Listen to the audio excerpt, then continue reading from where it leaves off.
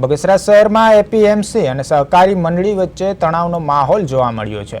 Bagasara marketing યાર્ડમાં તુવેરની ટેકાના ભાવે ખરીદી દરમિયાન વેપારીને થયેલ નુકસાન બાદ સહકારી મંડળીને નોટિસ પાઠવવામાં આવી હતી।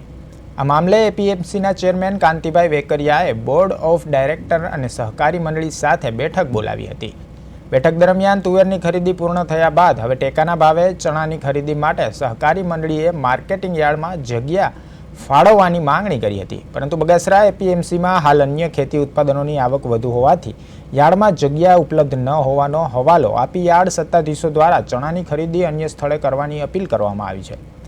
સરકાર દ્વારા તુવેરની ટેકાના ભાવે ખરીદી યાર્ડમાં કરવામાં આવી રહી હોવા છતાં હવે ચણાની ખરીદી ક્યાં કરવી તે મુદ્દે સહકારી મંડળી મૂંઝવણમાં મુકાઈ હોવાનું સામે આવ્યું છે।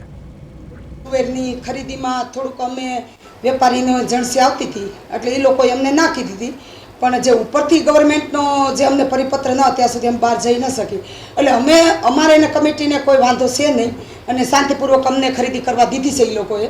અને હાલ અત્યારે અમે ચણાની માંગ પણ કરી છે, પણ એ લોકો એમ કહે છે કે અમારે અન્ય એજન્સી આવે છે એટલે બેન અમે શક્ય નથી અમારે તમને જગ્યા ફાળી શકીએ।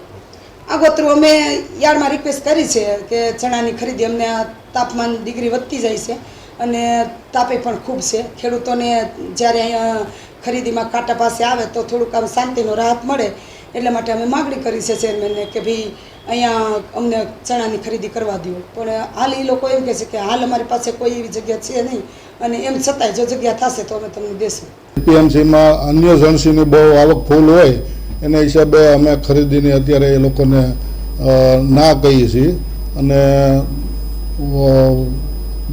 બધી બીજી રીતે બીજી અડચણો ઊભી થાય ખેડૂત આમાં થતા હોય, જેને લીધે અમે અત્યારે એને ના પાડી છે ખરીદી કરવાની, શીણાની ખરીદી।